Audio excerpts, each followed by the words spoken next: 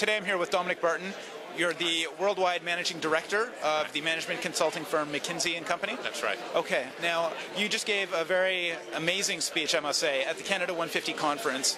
You touched a lot upon the size and scope of the opportunities and issues that are facing not only Canada but the world as a whole. You had a very globalized approach to things. Some of the facts and statistics you were throwing at us were just astounding in terms of having 5 million foreign students coming to BC as a thought experiment. How do we meet demands on this scale? You talked about scale a lot. Right. Could you just speak to us about the challenges facing Canada? Sure. I mean, one of the basic premises is I think we're living in a time of historic change, right, on many dimensions. And that's because of the demographic shifts that are going on, an aging population. There's also this re-rise of Asia. There's a rebalancing going on in the world where we're going to have these, billion consumers, 900 million in Asia, 100 million in Africa, which the world's not seen before. Urbanization, which is driving that the world's not seen before, 1.2 million people a week. And so there's a number, the digitization of the planet, the connectedness of us and things. Yes. So there's a lot of change going on that's of the fundamental level, not micro or gradual. These are fundamentally big. And they're happening. And they're happening now. And many of them are like gravity. You just, demographics is not something that you think might happen. It's going to happen. The rise of Asia, or it's going to happen, no matter what. Right.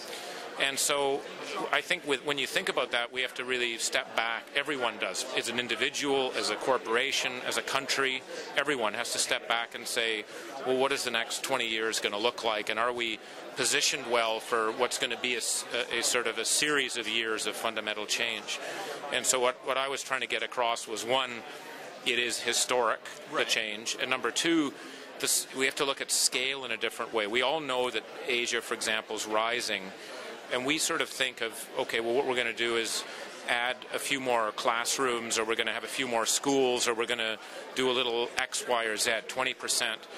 That's not how people are thinking about it in Asia. They're thinking about a totally different scale. And that's why I tried to use the pictures, right? They're very effective. I just tried to show a picture of, you can say urbanization, but when you see a chunk of dirt, and then you see 7 years later that there's, 45 skyscrapers on it, that's what we're saying. And so when we bring that to Canada, if we want to be a player, we want to be involved in that, the scale level at which we have to operate has to get on that level. It's not on our normal level, not on our Western level of incremental change.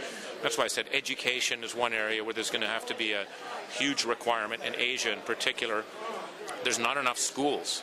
Absolutely not enough schools. As I said, India right now needs to educate 50 million people in the vocational schools. They have the capacity for 4. It's just so if we say something like we're going to allow 50,000 more Indians to come into Canada, I'm just saying that's just a chicken crap. It's just not. Don't even bother. Go big or don't bother. So that's why I was saying let's think about the demand. Really is around 5 to 7 million. I know that that creates all sorts of issues about. That's double the number of people that are in the city. How do we even work it? We have to.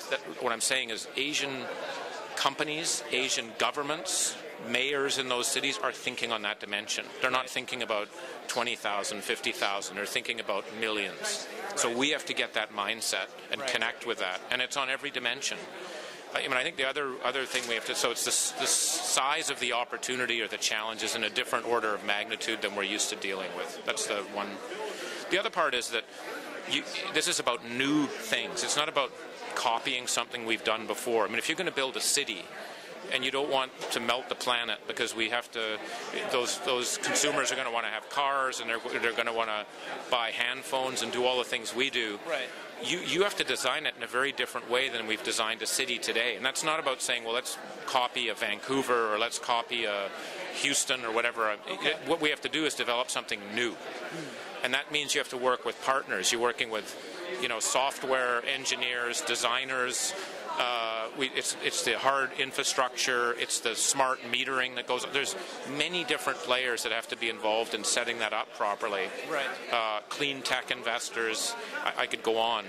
And that's something, again, I think that Canada's naturally positioned to play. We're a collaborative place. We're a multicultural place. work and partner. I'm using these generic, but I actually think people think that. Right. So, but no one's waiting for us. No one's sitting there going, well, when is a Canadian company? They're moving. Right. Either we take the initiative. Whether take an initiative and do it, or just be irrelevant. Right. That's fascinating food for thought, and thank you very much for your time. Thank you.